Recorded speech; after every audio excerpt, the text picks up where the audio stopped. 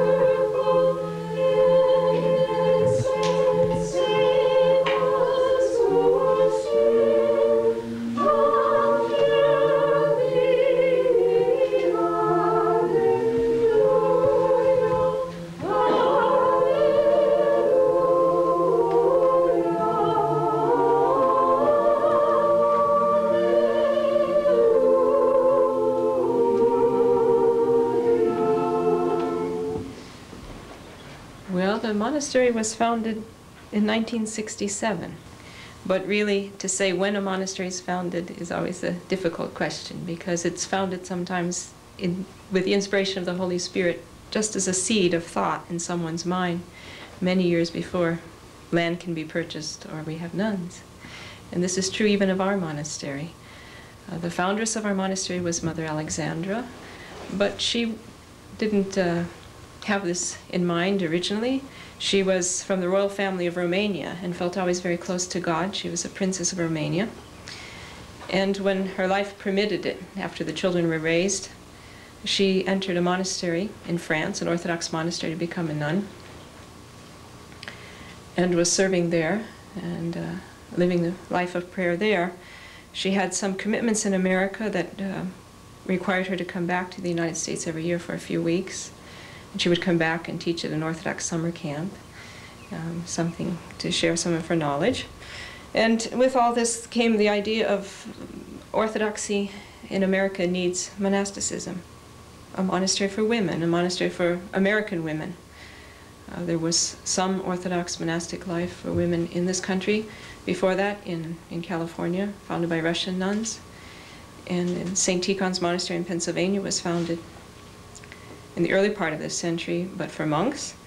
And both were still using Slavonic in their services, and Mother Alexandra thought that there needed to be a monastery where all American women would feel welcome. It wouldn't have one ethnic style or flavor, but that everyone would feel welcome from all ethnic backgrounds, whether they were Orthodoxy from childhood or whether they became Orthodox later. And this is how the monastery was founded and the plan, and that was really quite an innovation 25 years ago. It's not so surprising now, but when the monastery was consecrated in 1968, once the buildings were built and the chapel was ready to be consecrated, there were present bishops from Pittsburgh of all the jurisdictions, all the ethnic jurisdictions, and this established a sort of pan-Orthodox atmosphere.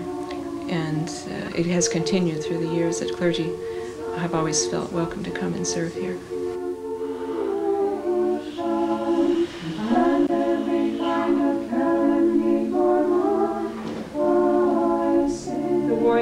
Was thrust with a two-edged sword, your own birth, O forerunner.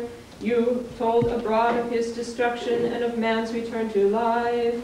Rejoice and be exceeding glad, for great is your reward in heaven. Our monastery had a very slow start because this idea of monasticism, giving up one's will, and taking a vow of poverty, and being obedient. These are not very American ideas, because from the time we're in kindergarten, from the time we're a child, we're taught to think for ourselves, to do what we want, do our own thing, to go after any goal that we want, to strive for what we can do whatever we want. And this is good, but it's not sometimes the most spiritual way to live. Not the best way in the eyes of God. And so these ideals, these monastic ideals, to try to plant them in a country. Now in this country we have 50% divorce rate, I understand. Half of the marriages in this country fail. So we talk about monastic vows, poverty, chastity, obedience, and stability. Can we have stability in monastic life in America if we don't have it in married life? Because both are very important. The married life, the monastic life, both are paths to God, to salvation. Both can be very spiritual lives, very beautiful lives. Both take a very serious commitment. Let us attend. Peace be to all. And to your spirit. Wisdom. The Prokimenon, the righteous man will rejoice in the Lord and shall set his hope on him. Hear my voice, O God, when I pray to thee. The righteous man will rejoice in the Lord and shall set his hope on him. Most of us came from helping professions of one sort or another. And many of us were very fulfilled in our lives in the world, either as teachers or secretaries or nurses or whatever we were. And I think one cannot come to the monastery with a huge dissatisfaction behind oneself, because probably life here wouldn't work out. But to come here because one wants God, and somehow there's just a tremendous hunger that can't be fulfilled.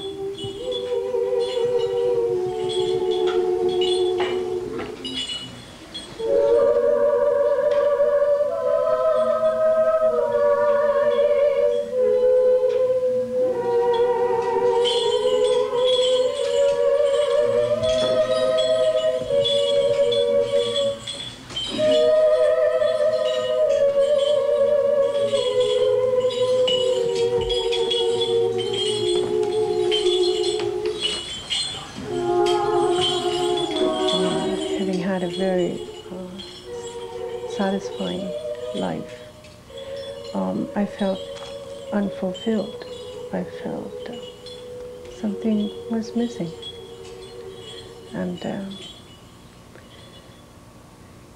asking God to guide me to where I could be fulfilled over a long period of time, more than a year or two, I finally discovered that it was the monastic life that he wanted me to be in.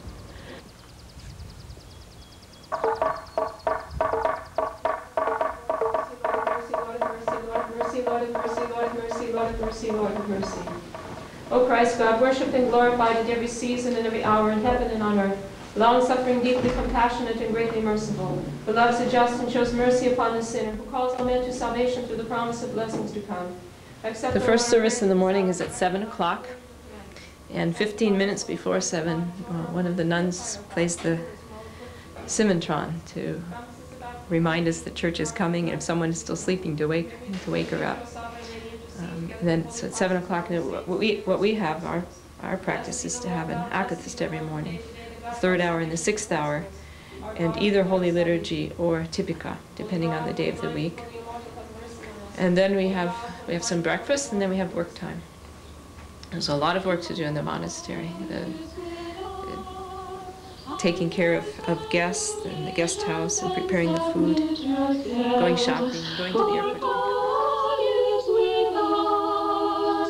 God is with us. Understand you nations and submit yourselves, for God is with us. Hear even to the ends of the earth.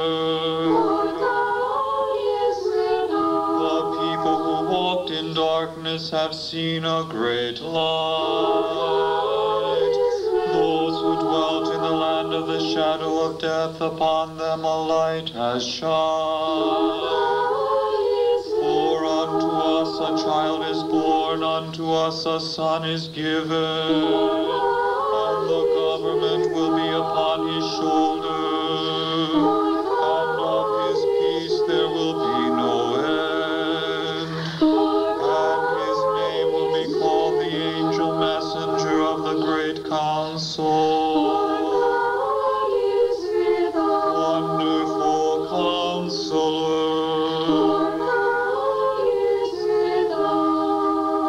God is with us. Understand you nations and submit yourselves, for God is with us. At noontime we have lunch together, and this is the main meal of the day. We all gather together, and there's a reading during lunch, and so that we're thinking about spiritual things as well as feeding our bodies. The enemy, the devil, is crawling about like a roaring lion, looking for someone to devour. Stand firm against him, strong in faith. And after lunch is more time for work. At 5 o'clock then we gather again for church. There's 9th hour Vespers and Small Compline. And we have supper together and a couple of hours in the evening for rest or reading or praying or work, whatever we need to do. And then we go back to church at 9 o'clock at night and do matins in the 1st hour. And we finish at about 11.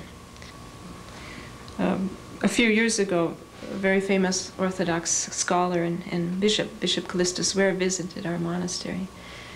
And he gave a lecture on monastic life.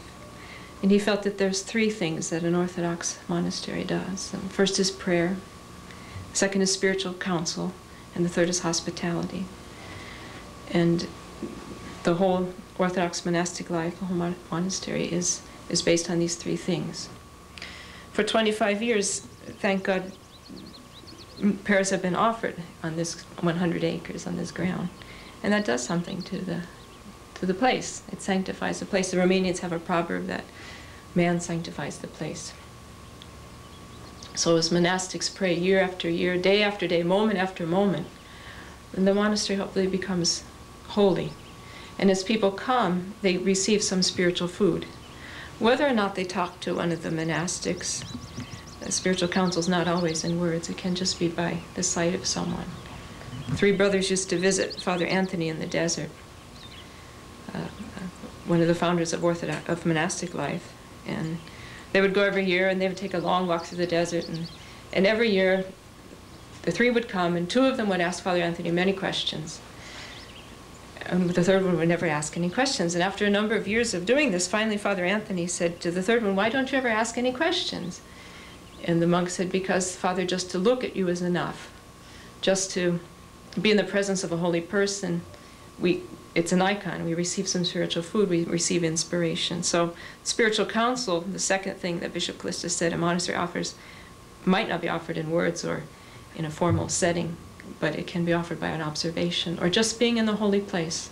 Finally, hospitality, opening the monastery up